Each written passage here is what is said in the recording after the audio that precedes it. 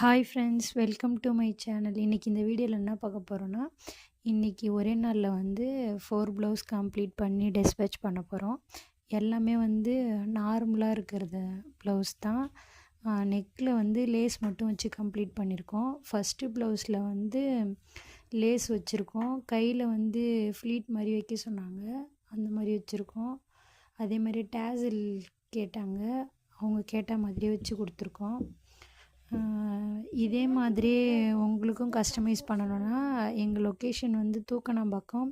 இங்கே நியர்பை யாருன்னா இருந்தீங்கன்னா நீங்கள் வந்து மெசேஜ் பண்ணுங்கள்.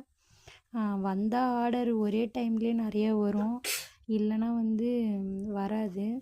இப்போ முகூர்த்த நாள்னாவே நிறையா ஆர்டர் வந்திருக்கு.